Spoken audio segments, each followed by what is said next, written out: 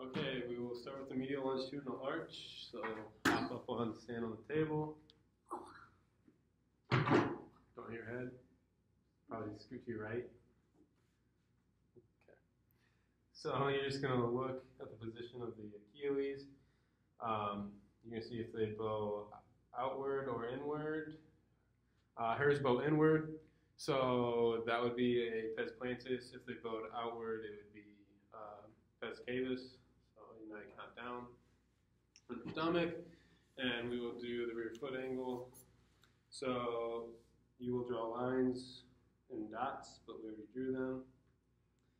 So you're going to start by drawing a dot where the Achilles inserts on the calcaneus, and then a dot right in the middle of the calcaneus, and then you're going to connect those dots, and then you're going to draw a dot where the Achilles starts, and then on the lower third, middle of the lower third of the leg, and then you're going to put the fulcrum right in between the two lines, right in the middle of the Achilles, and then you're going to line up the lines. The movement arm's going to be up with the gastroc.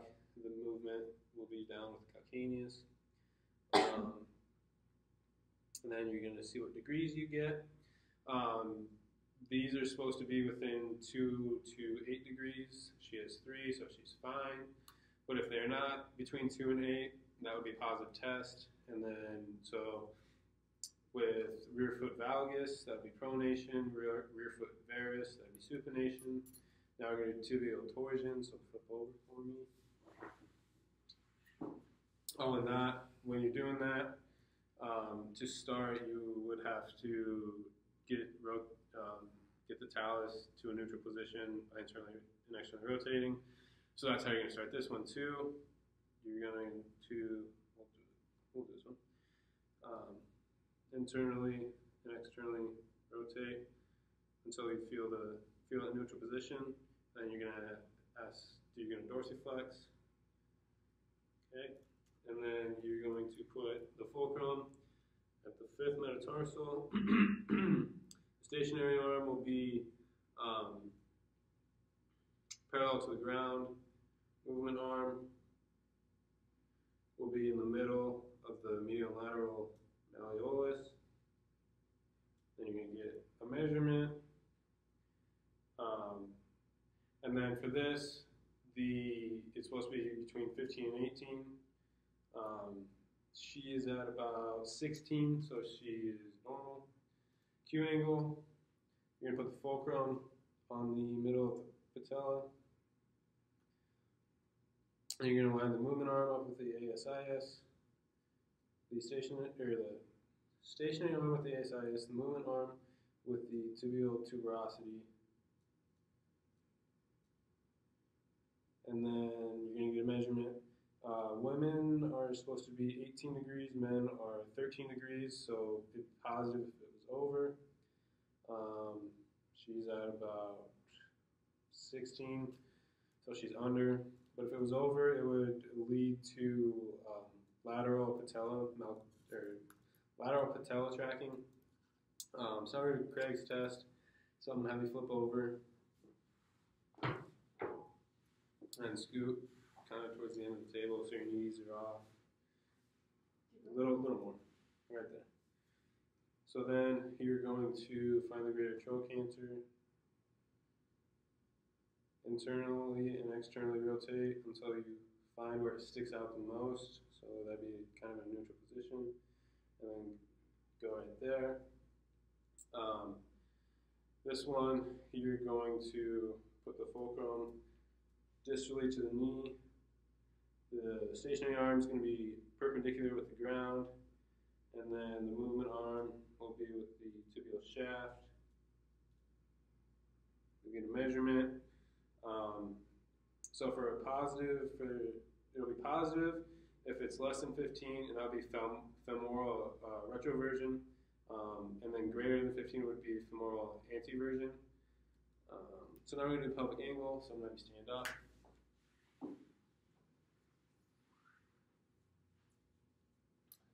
So you're going to find the PSIS. You're going to put the fulcrum lateral to it. The movement arm will be parallel with the ground. The movement, we'll find the ASIS, and then line that up with that. We'll get a measurement. So for posterior tilt, it'll be less than 8 degrees, neutral would be 8 to 10 degrees, and anterior tilt would be greater than 10 degrees. She's right at 8, so she's neutral. So now we're going to do test the tightness of the muscles. So if you can lay on your stomach, we will do the gastroc test. So can you slide off a little more? There we go. So once again, find the neutral position. Then you're going to dorsiflex. And then you would use the goniometer for this. But you would get a degrees. If it's less than 10 degrees, it would be positive, and it would affect your walking. Less than 15 degrees would affect running. And then, so those would mean that there would be a tightness of the gastroc, which would affect the overuse injuries. So soleus, going to go to at least 60 degrees. Do the same thing. Find neutral position. Dorsiflex, and you measure it. Once again, if it's less than 10 degrees, it'll affect walking. If it's less than 15 degrees, it'll affect running. And once again, if it's tight soleus, it will affect or cause overuse injuries. So now we're going to do the hamstring. So can you flip over? Going to start at 90-90, and then you're going to passively flex the knee.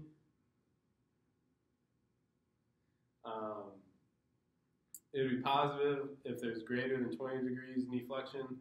The tightness may affect the knee, hip, spine, or thigh. Then we're going to switch to rectus femoris. So flip over. So you're going to stabilize the PSIS. You're just going to flex. And then, so if there's a greater than 10 degrees difference compared bilaterally, then it would be positive.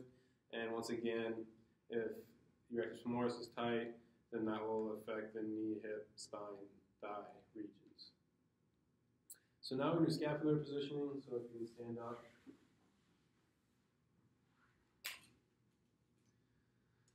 So first,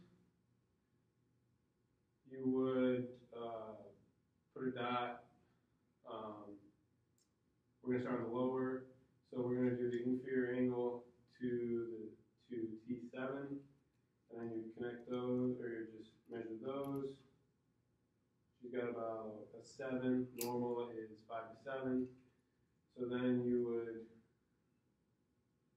go up 4. And then, so that would be T3, you put a dot, and then the medial border of the scap, and then you measure that. That's also 7, so she's normal. So if it's above 7, then that would be protraction, and if it's below 5, that would be retraction. If the lower, so from the inferior angle to T7, is greater than the upper, then that would be an upper rotation of the scapula. So now, lay down on the table.